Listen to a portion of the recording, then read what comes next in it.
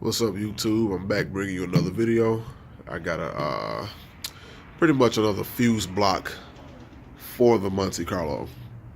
And the reason I got another fuse block is for the simple fact that these old cars don't have a lot of provisions for you to add like more electrical items to it. Like I got the Pioneer radio hooked up to it now, and I hardwired my radar detector to this car. So when I get in this one, I just take it out of the Malibu and put it in the Monte Carlo.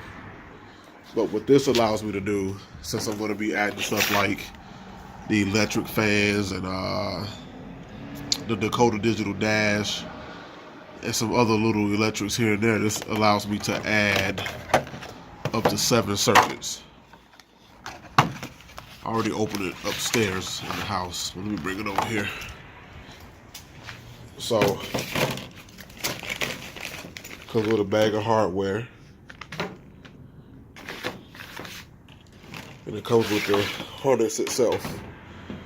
So what this allows me to do, let me take this cover off, you can see it's 7 circuits total. And if I'm not mistaken, I think 4 of them are constant. These 4 are the constants, I believe. And these 3 here, 1, 2, 3, is switched ignition. And this one here, the pink wire, you tap into something that's already on your fuse block. That's a switched ignition, and it has a ground on here as well, which is here. And each wire is labeled. It has, it'll tell you which is hot, constant, or switched ignition, and it has the positive battery for the battery terminal.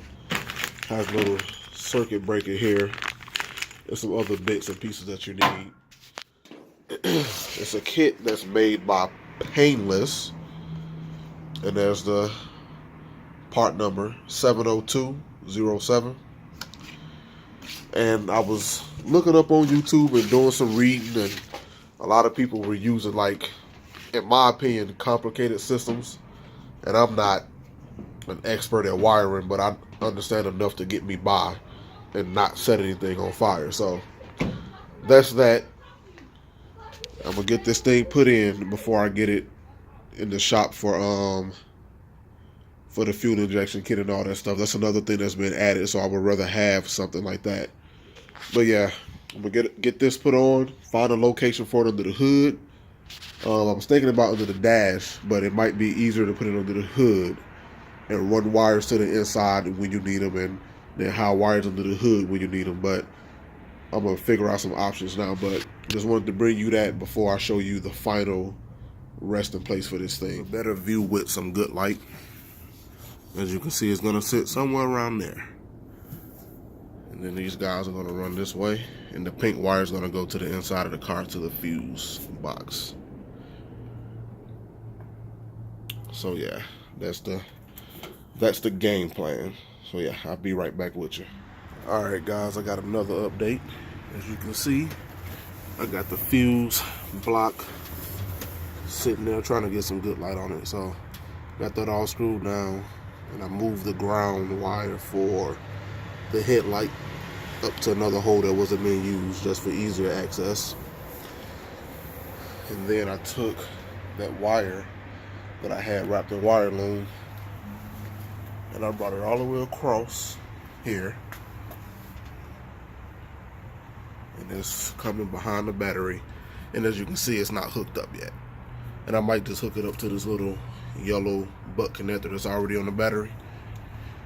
But for now, I wanted to make sure the wire loom, along with that factory wire loom, was out of the way of the radiator. And I did a good job at that, and the way I did it was with zip ties. Somebody may have another way of doing it, but I felt like the zip ties were the best way. And as you can see in these holes here, when I put the radiator support back on, I won't be hitting any wire looms. So that's the update for now, and then I'll show you how it looks when the radiator support is back on. So far, I think it's pretty clean. Of course, I got to clean up some wires and all that good stuff. But I'll be right back with you. Everything is buttoned back up, as you can see. So there's the fuse box. Then I got the radiator support back on, and as you can see, it looks pretty neat. You don't see anything but 2 zip ties, which is here and here, but I'm gonna keep them there because I don't want those wire looms, the factory one or the one for the fuse box, to come in contact with that radiator. I don't want that to happen at all. But I'm satisfied with that look, and as you can see, I still got extra wire over there for the power wire. But I'm not done just yet. I'm gonna come back and tidy that stuff up now. I want to go ahead and focus on the inside of the car so I can run that pink wire, my switch ignition wire.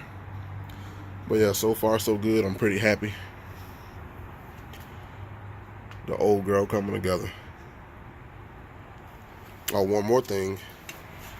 Try to get in position here. As you can see, it's weatherproof, and if I pull this off, I have full access to all the fuses. So that's pretty neat, you know.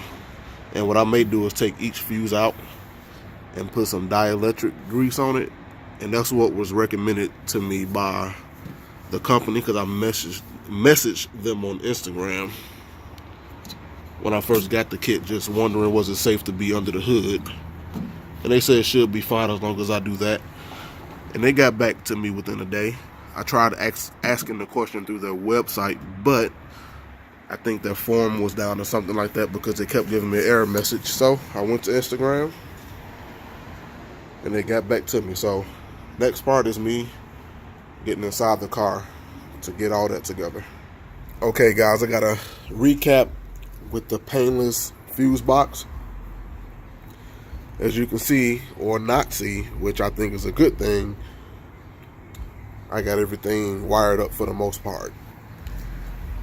As a recap, I put the fuse box where the old voltage regulator went because it's not being used anymore. I got some wire loom from AutoZone and wrapped all 7 or 8 wires inside of here. And I brought it up. I tried to follow like the factory routing on it. Brought it up and snaked it right around there. And I don't have it going into the car yet.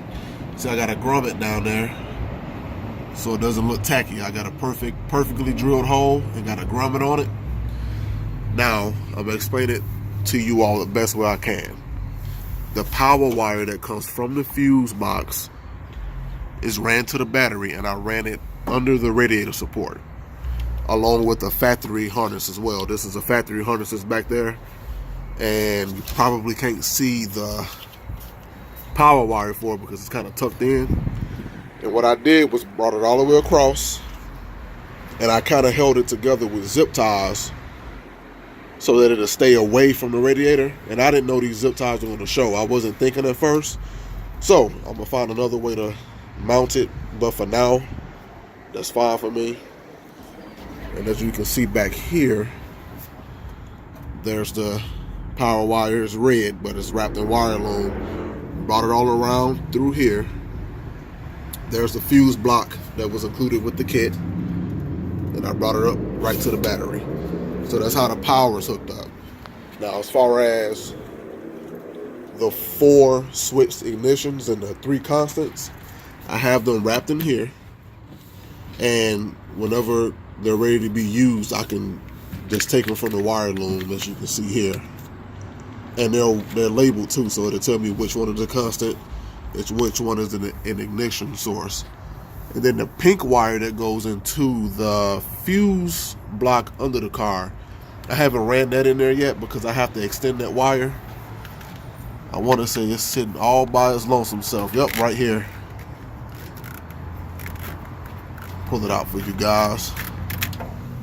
Yep, it's sitting all by its lonesome self. Get it to focus for you. Come on, focus, focus. There we go. So yeah, that has to be ran inside the car, but as you can see, it won't go because it's so short. Well, they're long wires, but the way I have it routed is so short. And I already know the location under the steering wheel where the fuse box is. I already know the location where I'm going to plug it into. But I really think that this kit has the right name because it wasn't hard to do at all. Even for a novice like me, I'm not a wiring expert, but those instructions are very clear on what they want you to do. So I hope this video helps someone out with being able to wire up a external, well, not an external fuse box, but an extra fuse box. I chose this location because I felt like it was perfect, but you may feel like, hey, I need to go on that side of my engine bay. You can probably even put it in the car if you can find room, but that was the best location for me. Don't mind that. I know it's not supposed to sit like that. That's the overflow for the radiator, but the old one sitting back there on the wall, it was actually going bad because it was leaking all over the place. And I wasn't going to buy a new one. I would just say, hey, I'm going to just use the one that came with the radiator for now until I get the electric fans put on. But as you can see, I feel like that's pretty neat the way I did it. You can't even see what I did except for just now when I took that. But yeah, it's a pretty easy process. So if you all have any questions, comments, concerns, drop me a comment. I'll be glad to help out. I'll even put a link to the actual item in the description of the video. But this is the best way that I've found on how to, add more power without tapping into that factory fuse box because I don't want to overload it. So now when the EFI gets installed, I think that needs a switch to 12 volt. That's one. The MSD box needs a switch 12 volt, so that's two. So I think I got everything covered. And anytime I need a constant, I have the constant too. And if I need to extend these wires, I got extra wire. I can extend them. I got the heat shrink butt connectors and the heat shrink wire connector, so we're all good. But yeah, like, comment, share, subscribe, and just let me all know what you think. And I'll be glad to read the comments and answer your questions back.